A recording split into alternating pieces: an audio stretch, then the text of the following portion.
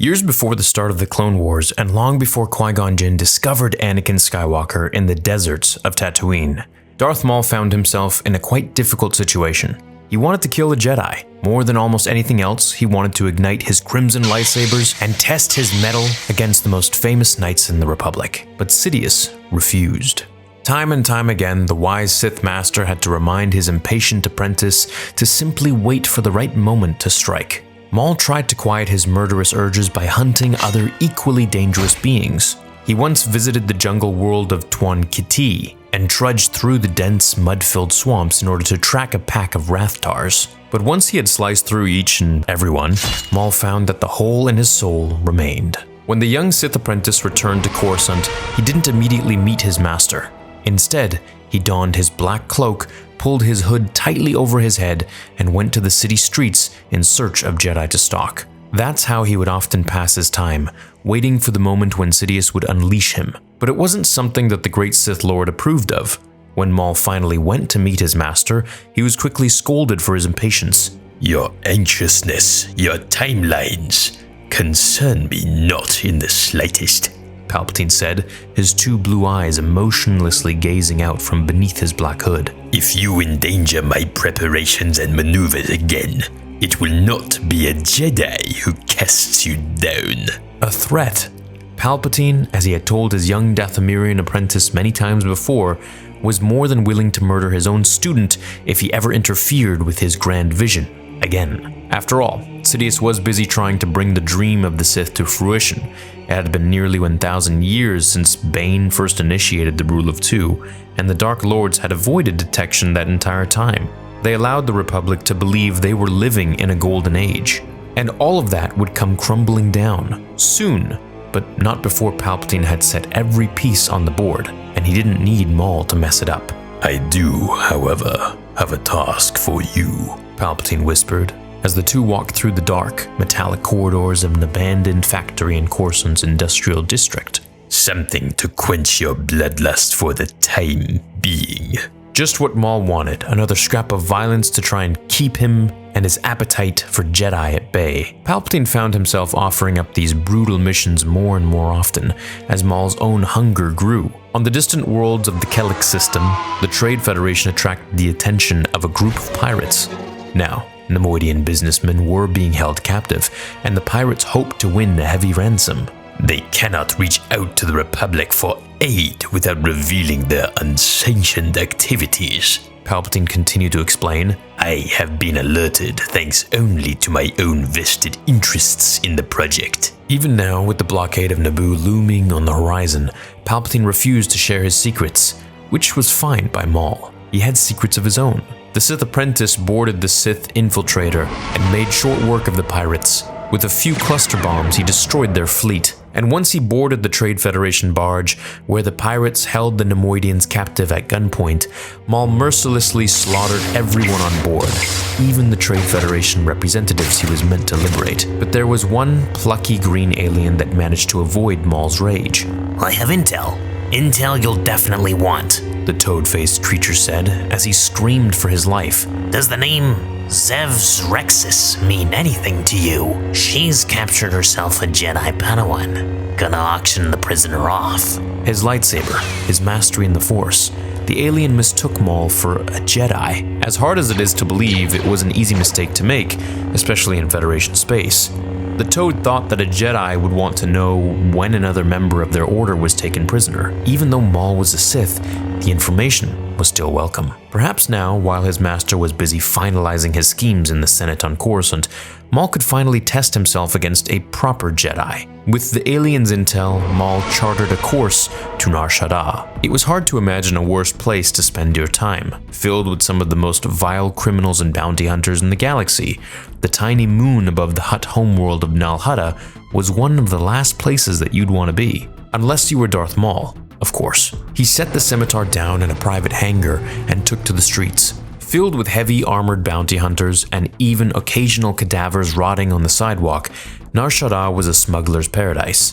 and Maul was hoping one of them might tell him the whereabouts of Zev's Rexus. He spotted a pink neon sign marking a cantina and pushed through its dingy front doors. In a few decades, Luke Skywalker would find himself in the very same place, but unlike Maul, who was trying to find the location of a Jedi far from the spying eyes of Coruscant, Skywalker would look for a way to sneak onto the capital. Maul was greeted with some of the ugliest, meanest faces that lived under the rule of the Hutts. See here, son. You can always tell when someone comes looking for information. The Zabrak barman told the cantina's future owner, his child, as Maul saddled up to the bar.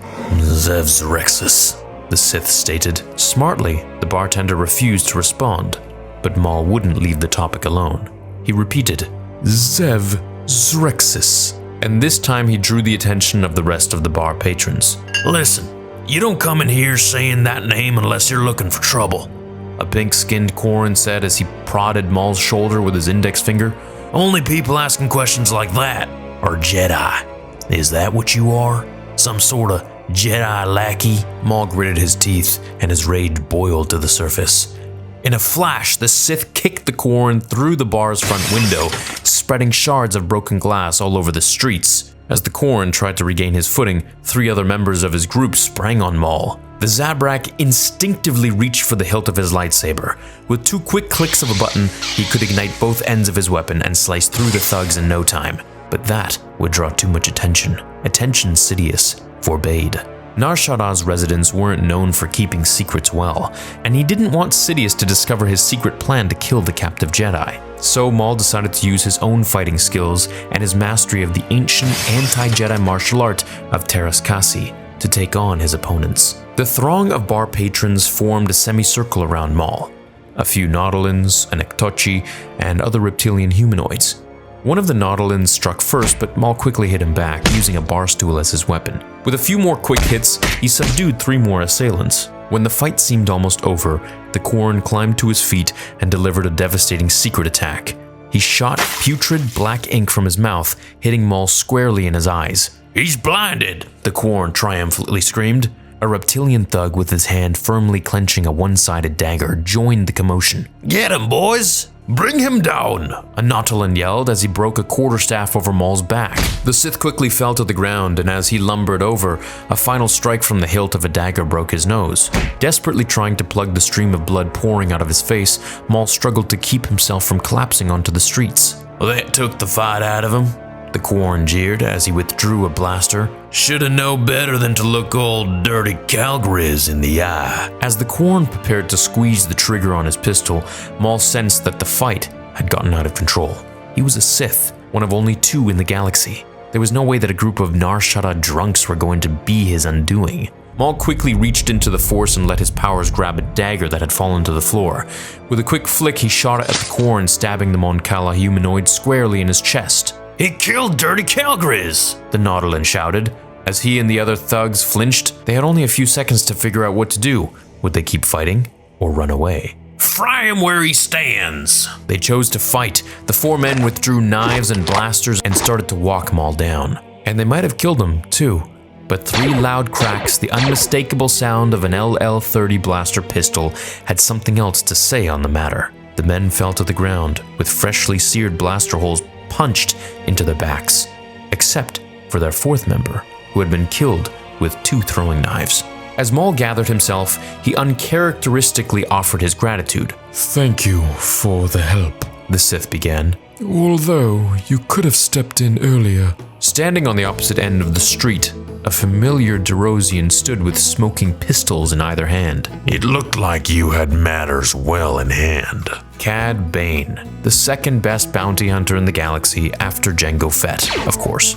In a few years following the Mandalorians' defeat in the first Battle of Geonosis, Cad's stock would rise considerably, with many considering him the heir to the title in Fett's absence, going on to even mentor Boba. I'd wager you could have gotten yourself out of that little jam, with or without my help, Bane continued. Darth Maul didn't reveal his full intentions to Bane, but the bounty hunter was smart enough to figure out that the Dathomirian Zabrak wasn't all that he appeared. And that lightsaber hilt that peeked out from beneath Maul's cloaks every now and then didn't help conceal the truth. but those kills are still going on your tab. Maul had hired Bane before he touched down on Nar Shaddaa. He needed help, not for killing the thugs in the cantina, although he appreciated the assist.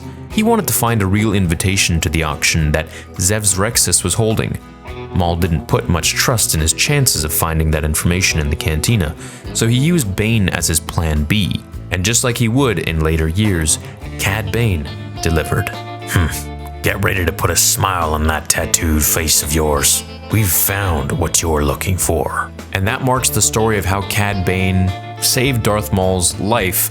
And I don't mean life meaning he would have lost to the drunks at the bar, but if he had shown his true powers, word would have gotten out and Sidious would have probably killed him. I hope we get to see Nar Shaddaa in canon in the movies someday. That would be pretty wild. Let me know what you thought about this Cad Bane and Maul team up. I hope we get a lot more Clone Wars episodes, a lot of unfinished ones that were never released, like Son of Dathomir, which I have a full video on that I will be releasing in just a few days.